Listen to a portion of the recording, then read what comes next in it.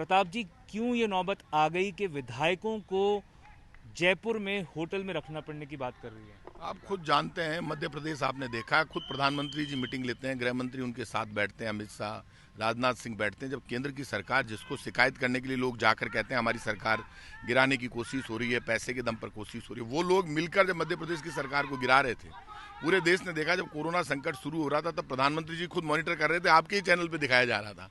जब देश की केंद्र की सरकार खुद और भारतीय जनता पार्टी जो उनकी पार्टी है, उसके लोग गुजरात में तोड़फोड़ करते हैं, विधायकों को खरीद कर ले जाते हैं, हॉर्स तो आप रेडिंग मान करते रहे हैं कि राजस्थान में भी सरकार पर खतरा था?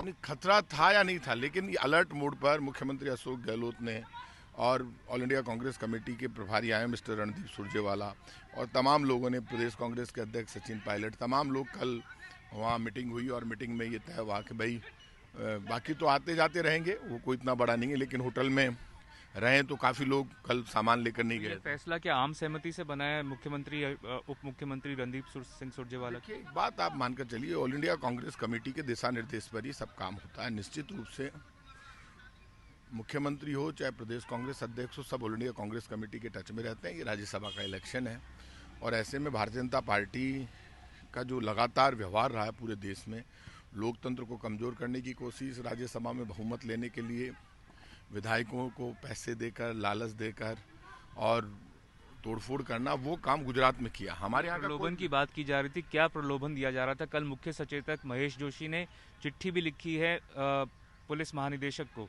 एंटी करप्शन डिपार्टमेंट को हमारे मुख्य सचेतक ने चिट्ठी इसलिए लिखी और साफ कहा कि भारतीय जनता पार्टी के कुछ नेता लगातार फ़ोन कर रहे हैं निर्दलीय विधायकों को और वो बार बार ये कह रहे हैं कि आपको इतने पैसे मिल जाएंगे। वो जो सारा बात हमने चिट्ठी में कही है, क्योंकि भ्रष्टाचार करने का किसी को अधिकार नहीं है। भ्रष्ट तरीके से आप किसी चुनी हुई सरकार को गिराने की कोशिश करेंगे तो इससे बड़ा पाप कुछ नहीं हो सकता। लेकिन कांग्रेस पार्टी राजस्थान में मजबूत है। हमें हर तरीके से जो जनता ने मैंडेट दिया है, सरकार दी है, जनता की भावनाओं पर खरे प्रलोभन था सर? क्या 20-25 करोड़ की फिगर का कहा जा रहा था? क्या इतना?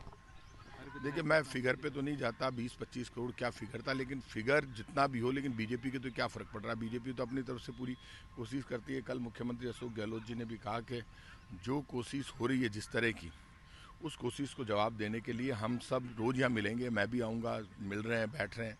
इस बहाने 4-5 दिन तक सब लोग इकट्ठा हो जाएं तो ये कोई बहुत बुरी बात नहीं है।